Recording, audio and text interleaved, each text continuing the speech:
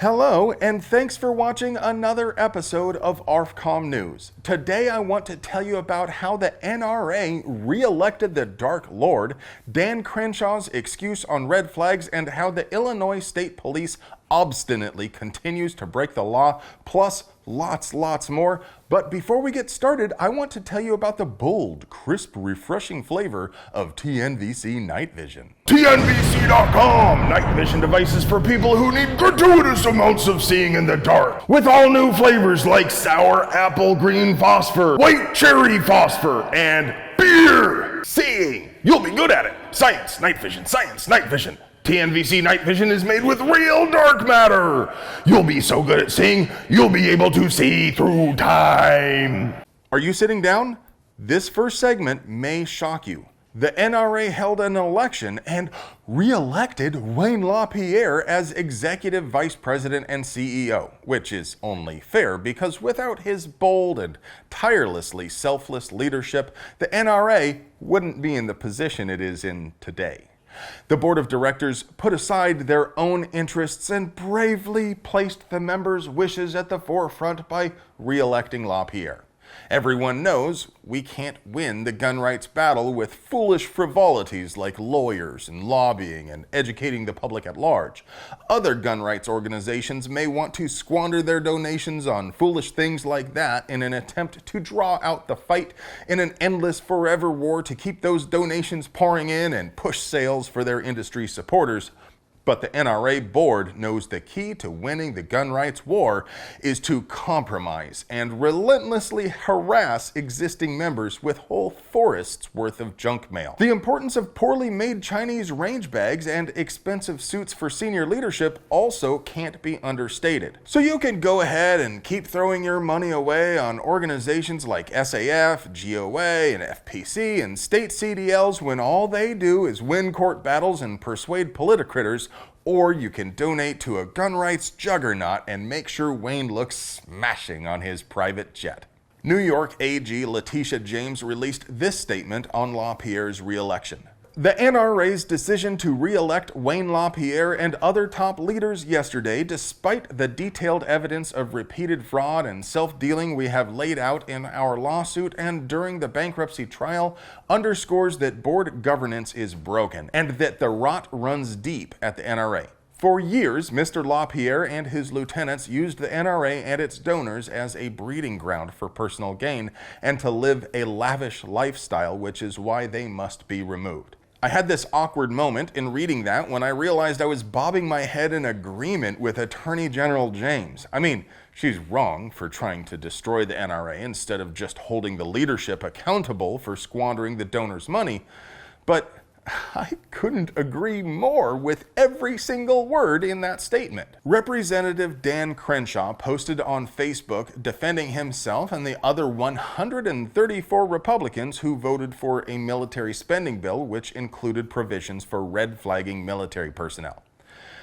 Crenshaw upset gun owners when he supported red flag laws, although he has since walked that back and stated he only supports red flag laws, which include due process. Now, personally, I think that's still stupid regardless of due process, because if a person is a legitimate threat, they should be apprehended and assessed, and their person should be locked up. Sending sheriffs to their house to take some of their guns only makes them more dangerous. How do you know they didn't hide some guns? How do you know they won't just decide to run people down with a moving truck or make poison gas from common household chemicals? Nevertheless, Crenshaw claims he only voted for the military spending bill because the red flag provision was already dead and it included lots of stuff he actively supports. Whether or not that holds any water for you, he did make one point which I thought was fairly compelling. If you are saying he should have voted against the bill, that means you're also saying you think he should have voted the same way the squad voted. Now, I know Crenshaw isn't the favorite among gun folks, and I'm real glad I don't live in Texas, so I don't have to make any hard choices about whether or not to support him.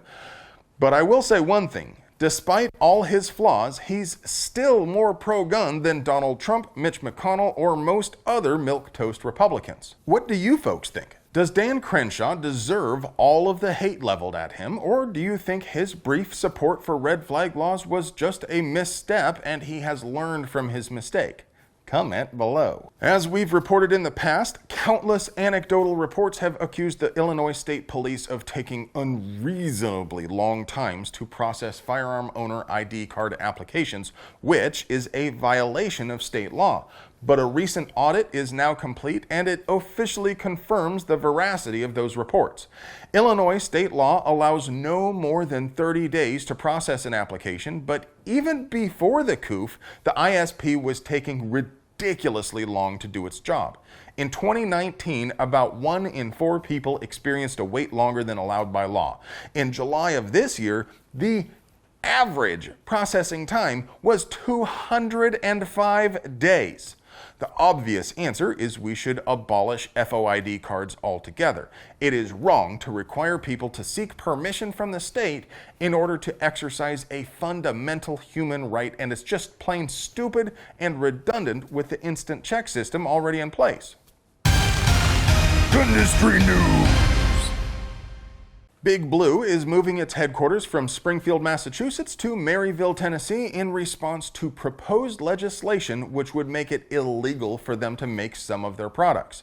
The affected products make up about 60% of Smith&Wesson's revenue, so it's pretty easy to understand why they're not taking any chances on whether or not the legislation will actually pass. Construction will begin toward the end of the year, but the move won't commence until 2023. After the move, they will continue manufacturing all revolvers and some components in Massachusetts. It will cost about $120 million, which is still less than it costs to get a 1911 running reliably. Hodgdon Powder Company announced they will close their GoX black powder factory effective immediately, although employees will continue working through the end of the year to shut the facility down. Afterwards, they will receive severance pay. GoX was founded in 1802, but with this closure, there will be no domestic source for black powder in the U.S. Well, friends, that's all I have for you today. But before I go, I just want to take the time to remind you to please check and see whether you are still subscribed to our channel. Our robot overlords and the tube of views know what we want better than we could possibly know for ourselves, so they just go ahead and unsubscribe viewers from any channels which happen to express wrongthink, like this one. Now, you folks out there in TV land know censorship makes puppies cry, and Captain America is very disappointed. So, don't forget to check every now and then just to be sure you're still subscribed to us. While you're at it, make sure you ring that notification bell so you never miss a word of our gun rights propaganda. And if you want to get email alerts for the best deals, projects we're working on, and the hottest stuff you missed on the ARFCOM forums, you'll also find a Linktree link down there in the doobly-doo for our newsletter. And remember, if you want to help us keep bringing you banger content like this, please support the folks who support us. Not only does TNVC.com give you night vision with that cool, refreshing, never bitter taste that goes down smooth, they also have mounts, lights, swag, and all sorts of other gear to make you the bump of the night. I love you.